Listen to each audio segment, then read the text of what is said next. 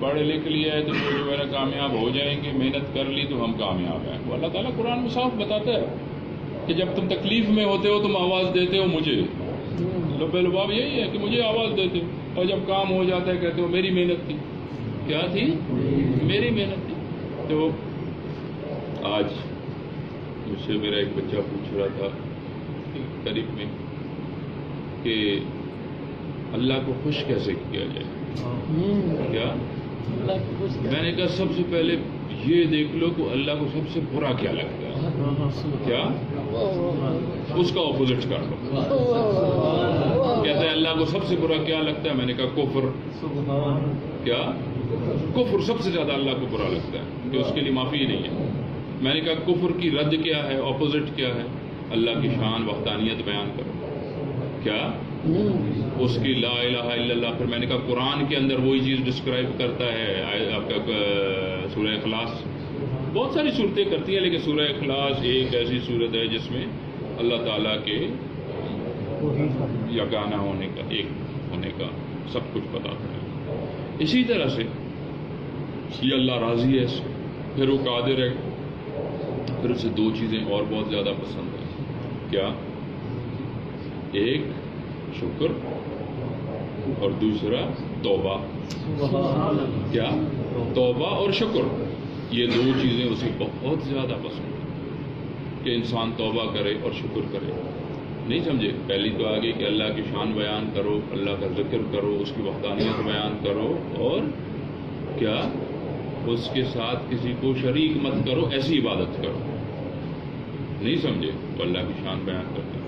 تیسری بات جو اللہ کو ہے وہ کام کرو جو اللہ کو بہت پسند ہے اور اللہ خود بھی کرتا ہے، وہ درود شریف پڑھو۔ نہیں سمجھے؟ یہ تین چیزیں کیا اسی طرح سیکوینس میں اللہ کی اس سے وحدانیت پہ کبھی شک مت کرنا، بلکہ اس کو بار بار بولو۔ کیا بولو؟ بار بار بولو۔ میں نے غالباً قاری افضل صاحب نے مجھے ایک کتابچہ دیا تھا، اس میں وہ سید الاستغفار کے نام سے یا کچھ اس طرح کر کے غوث پاک رضی اللہ تعالیٰ عنہ کی توبہ تھی۔ کیا تھی؟ استغفار تھا۔ نہیں سمجھے؟ فارسی میں تھا۔ تو وہ میں نے پڑھا، پہلے میری نظروں سے کئی دفعہ گزر چکا تھا لیکن وہ ایسے مطالعہ کی طرح سے صحیح طرح نہیں گزرا، ایسے نظروں سے گزرا تھا۔ تو آپ ضرور سے پڑھو تو وہ روزانہ غوث پاک وہ استغفار کرتا ہے اور روزانہ کلمہ پڑھتا ہے۔ کیا پڑھتا ہے؟ روزانہ کلمہ پڑھتا ہے اور روزانہ اللہ کی شان بیان کرتا ہے اور روزانہ اپنے آپ کو مسلمان کرتا ہے۔ یہ کون؟ شہنشاہ بغداد۔ اب چیزیں جو آپ سیکھتے ہو بڑوں سے، آپ بزرگوں سے، اللہ کے نیک سے، آپ اس طرح سے سیکھتے ہو، اور ان چیزوں کی جب آپ پابندی کرتے ہو تو آپ کی طہارت آتی ہے، آپ کی پاکیزگی آتی ہے۔ نہیں سمجھے؟ تو عبادت جو ہے وہ ہمارا راستہ ہے۔ نہیں سمجھے؟ نیکی ہماری نجات ہے لیکن عبادت ہمارا راستہ ہے۔ نمازی ہونا کوئی یعنی آئیڈینٹی نہیں ہے، یہ نمازی ہے۔ ہر مسلمان کو نمازی ہونا ہی چاہیے، بلکہ وہ جو کہنا یہ چاہیے کہ یہ بے نماز ہے، تو وہ اس طرح سے آئی ڈی ہونی چاہیے۔ نہیں سمجھے؟ ہم میں آئی ڈی کیا آگے کہ یہ نمازی ہے۔ نمازی از نوٹ آئی ڈی۔ بے نماز کوئی ہوا تو اسے ملامت کرو، لیکن نمازی ہونا کوئی آئی ڈی نہیں ہے۔ نمازی ہونا تو وہ آپ کو مسلمان ہو تو آپ کو نماز تو پڑھنا ہی ہے۔ آپ مجھے صرف بتاؤ چیدہ کو چھوڑ کے، نہیں سمجھے، کتنا قرآن پاک کی تلاوت کرتا ہے؟ نہیں سمجھے؟ ہر ایک کے پاس مجبوری ہے۔ ڈاکٹر حبیب اللہ خان مرحوم ہے یا زندہ ہے، بیچارہ گما ہوا ہے، اللہ اس کے اوپر رحم کرے۔ اس جہاں میں ہے تو یہاں پہ، اس جہاں میں ہے تو وہاں پہ اس کے اوپر رحم کرے اور اس کے لیے آسانیاں فرمائے، اس جہاں اس جہاں دونوں میں۔ وہ ہمیشہ میری ڈرائیونگ کرتا تھا جرمنی میں۔ کیا کرتا تھا؟ ڈرائیونگ کرتا تھا۔ کہیں کام ہوتا تھا تو وہ کہتا تھا اگر میری ضرورت نہیں میں گاڑی میں بیٹھوں، میں نے کہا بیٹھ جاؤں۔ نہیں سمجھے؟ وہ گاڑی میں بیٹھ کے میں 1 گھنٹہ 2 گھنٹہ ڈاکٹر کے پاس گئے، کہیں پہ بھی کلینک میں ویٹ کر رہے ہیں، کچھ کر رہے ہیں، گاڑی میں کلام پاک پڑی ہوئی تھی، بیٹھ کے تلاوت کر 2 گھنٹے بیٹھے ہیں، 2 گھنٹے. کیا اگر گروسری اور شاپنگ کے لیے گئے ہیں 2 گھنٹے لگنے ہیں، وہ کہتا ہے میری ضرورت تو نہیں ہے نا. اپنی بیوی کو کہتا تھا یعنی ضرورت تو نہیں ہے، وہ کہتی تھی نہیں میرے پاس کارڈ پیسے سب کچھ ہے. ہم چلے جاتے تھے بازار گروسری وغیرہ، 2 گھنٹے 1 گھنٹہ لگتا ہے، وہ قرآن گاڑی میں بیٹھ کے قرآن پاک تلاوت کرتا رہتا ہے. کیا کرتا تھا؟ تلاوت. آج کل تو یہ فون ہے اور آئی پیڈ ہے اور دنیا جہان کی چیزیں ہیں، سارا کلام پاک کئی اس کے ایپس آئے ہوئے ہیں، آپ بیٹھے ہیں پڑھیں، بڑا فونٹ کرنا ہے، چھوٹا کرنا ہے، کوئی تلفظ نہیں آتا، اس کی آواز سب کچھ ہے. لیکن سب کے پاس چیٹ ہے، سب کے پاس گیمز ہیں، سب کے پاس 1000 چیزیں ہیں. اگر قرآن کا ایپ رکھا بھی ہوا ہے وہ بھی اذان نماز سننے کے لیے، تلاوت کے لیے نہیں. تو مطلب یہ ہے بیٹا تلاوت قرآن پاک کرو، بھلے روزانہ 1 آیت ہی کیوں نہ پڑھو. کیا یہ اپنا اس کو روزانہ 1 آیت آپ پڑھو، صرف 1 آیت، 1 صفحہ، 1 رکوع، 1 پارہ، آپ سے برکتیں دیکھتے جاؤ کہ کتنی برکتیں آتی جاتی. کیا 1 دفعہ قرآن، کیا 1000 دفعہ قرآن ختم کرو بھی تو عبادت ہے، اور مل رہا ہے اور مل رہا ہے. درود شریف ہمیں ہر چیز کے لیے آسان. اور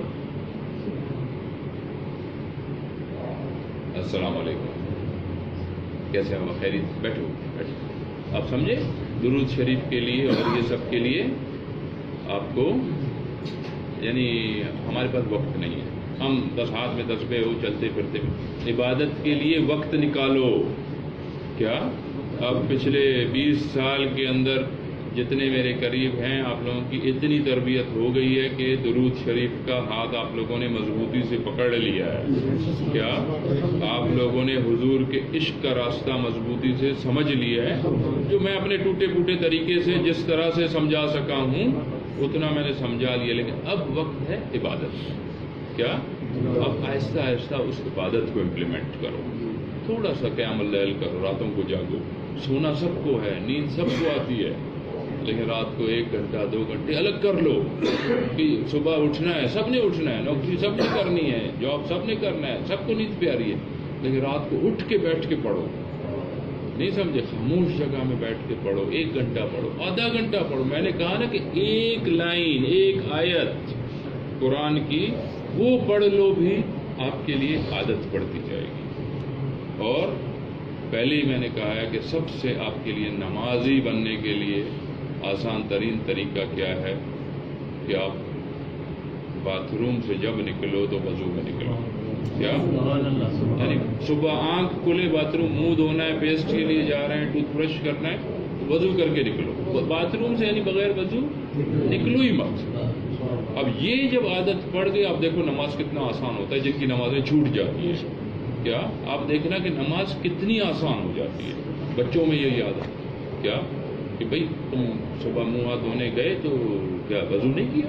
یہ کیسے ہو سکتا ہے؟ تو یہ مسلمان کو 24 گھنٹے جب بھی وہ جاگ رہا ہے وضو نہیں ہونا چاہیے. اس سے طہارت، پاکیزگی اور آپ کو عبادت کی طرف رجحان زیادہ آتا ہے. سب سے پہلا اٹکا یہ چلاتا ہے شیطان، اوے ابھی جا کے وضو کرنا ہے. کیا میں نے تو موزے پہنے ہوئے ہیں، چپلی جو ہے نا وہ چمڑے کی ہے، گیلی ہو جائے گی. کیا جوتے جو ہے نا اس میں سے پھر نمی نہیں نکلے گی کافی. ہو نہیں سمجھے؟ یہ سارے شر ہیں، یہ سارے شیطانیاں ہیں. تو وضو جب بھی باتھ روم سے نکلو وضو میں رہو. اس سے عبادت کا آپ کو بہت زیادہ ایزی ہوتا ہے ایکسیس کہ ہاں وضو ہے تو 2 منٹ میں نماز پڑھ لیں اور نوافل پڑھو. میں ہمیشہ بتاتا ہوں اللہ تعالیٰ کا کلام پاک کی تلاوت اور نوافل پڑھو. اللہ آپ لوگوں کے اوپر سے دینی اور دنیاوی مشکلات کو آسان فرمائے. میں ایسے لوگوں کو جانتا ہوں جو کسی زمانے میں شدید دانت کے درد کے اندر مبتلا ہوتے تھے اور تب سے وہ ابھی فوت ہو گئے. وہ جو ہے نا 20-25 سال انہوں نے روزانہ مغرب کی نماز کے بعد 2 رکعت نوافل پڑھتے تھے حضرت اویس کرنی کے لیے، اور ان کو کبھی دانت کی تکلیف ہی نہیں ہوئی. کیا انہیں کسی نے کہا کہ جی آپ یہ پڑھیں تو دانت کی تکلیف چلی جائے گی، تو تو وہ ہمارے ساتھ کوئٹہ میں رہتی تھی، تو ہم بچے تھے تو اسکول میں پڑھاتی تھی، تو جب بابا کراچی تشریف لے جاتے تھے، والدہ بابا جاتے تھے کراچی، تو وہ پھر ہمارے ساتھ آ کے رہتی تھی 3 مہینے 2 مہینے، تو وہ ساری زندگی 2 رکعت ہمیشہ، مغرب کی نماز کے بعد 2 رکعت، اور مغرب کی نماز ان کی اتنی لمبی ہوتی تھی، یعنی کم از کم پتہ تھا کہ انہوں نے 20 سے 40 رکعتیں پڑھنی ہیں، عشاء کی اذان ہو جانی ہے۔ یہ میں حضور طاہر علاؤ الدین کے لیے پڑھ رہی ہوں، زندہ بابا حیات تھے، یہ میں جو ہے نا اپنے ابا و ماں کے لیے پڑھ رہی ہوں، اپنے باپ کے لیے پڑھ رہی ہوں، یہ اپنے آبا و اجداد کے لیے پڑھ رہی ہوں، یہ سیدہ کائنات کے لیے، یہ 4 یار کے لیے، یہ پنجتن پاک کے لیے 2 اس طرح کر کے، کہ میری توفیق ہی نہیں کچھ اور، یہی توفیق ہے تو ان کے سامنے پیش کریں۔ کیا ہم کتنے اپنے آبا و اجداد کو یاد کریں، دعا میں یا اللہ آبا و اجداد کو بھی جنت نصیب کرنا، جو تمہاری مرضی باقی کر لینا، نہیں سمجھے؟ ایک قبرستان کا ایک حکایت، ایک کہانی ہے کہ ایک شخص، اہل قبر اس کو نظر آتے تھے، کیا نظر آتے تھے؟ تو وہ جو ہے نا جب قبرستان سے گزرتا تھا تو وہ دیکھتا تھا کہ جب مغرب کا وقت ہوتا تھا سارے مردے جو ہے نا، کوئی فرشتہ آتا تھا، کون فرشتہ آتا تھا، سارے مردے بھاگتے ہوئے جاتے تھے اس کے پاس، کس کے پاس؟ اور مردے بھاگتے ہوئے اس کے پاس، روحیں ان کے پاس جاتی تھی اور کہتی تھی ہمیں کیا ملا آج؟ کوئی کہتا تھا تمہارے بیٹے نے تمہارے لیے 1-2 رکعت نفل پڑھے ہیں، کوئی کہتا ہے کسی نے خیرات میں تمہیں شریک کر دیا ہے، کوئی ڈس اپوائنٹ ہوتا تھا، کوئی خوش ہو کے واپس آتا تھا، صرف ایک شخص تھا وہ دور بیٹھا رہتا تھا، وہ خوش و خرم بیٹھا رہتا تھا۔ تو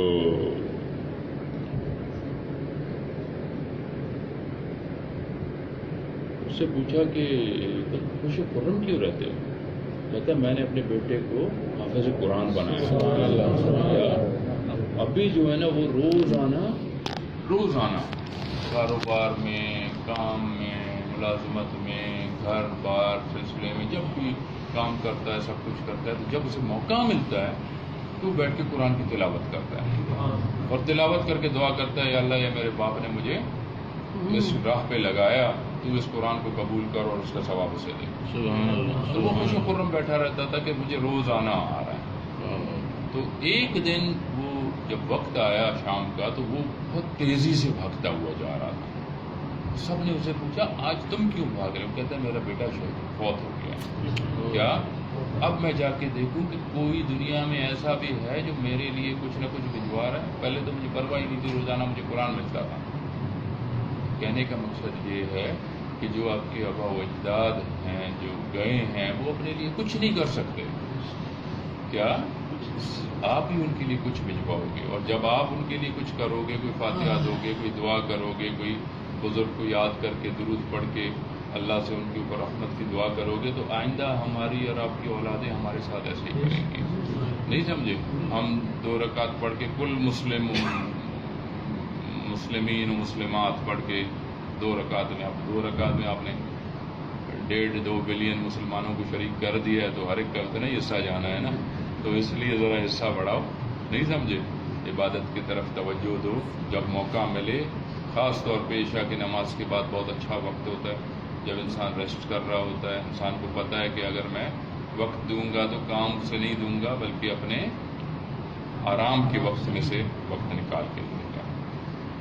اس طرح سے اللہ تبارک و تعالی ہم سب کو ہمت عطا فرمائے گا، اور انشاءاللہ راہ پہ چلیں گے۔ اور یہ جو گروپوں کے سلسلے ہیں، جو ایڈمن ہیں آپ لوگ، جو دوسرے ہیں گروپوں کے اندر، ابھی آپ لوگ اپنی تعدادوں کو کچھ ڈبل کر دیں۔ کیا آصف جی ارشد کا ہے؟ ہاں، تو ان کو بتا دیں جو گروپ سنبھال رہے ہیں، آپ سمجھ رہے ہو گروپوں کو، اویس، عاصم، یا ان کو سب کو بتا دو کہ جو بھی ہیں، جو جتنے گروپ ہیں ان کی تعداد اب ڈبل کر دو، کیوں پہلے میں نے لمیٹڈ رکھے تھے کہ اتنے ہی لوگ رہیں جتنے جانتے ہو یا کنٹرول میں ہیں، اب اس کو تھوڑا سا اور ڈبل کر دو، تاکہ وہ جو ہے نا لوگ، لیکن وہی رولز وہی رکھو. کیا وہ شاید بھائی انشاءاللہ بیٹھے ہوئے ہیں وہ نظر رکھتے ہیں لیکن کہیں پہ نظر سے ان کی نکل جائے تو باقیوں کو بھی ان کو ہیلپ کرنا چاہیے. کوئی ایسی میسیجز الٹے سیدھے نہیں آنے چاہیے. ٹھیک ہے نا؟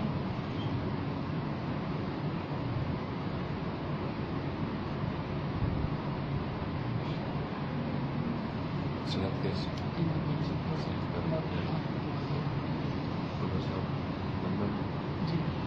خالد صاحب سے میں نے کل پوچھا تھا آئے تھے ایئرپورٹ چھوڑنے کا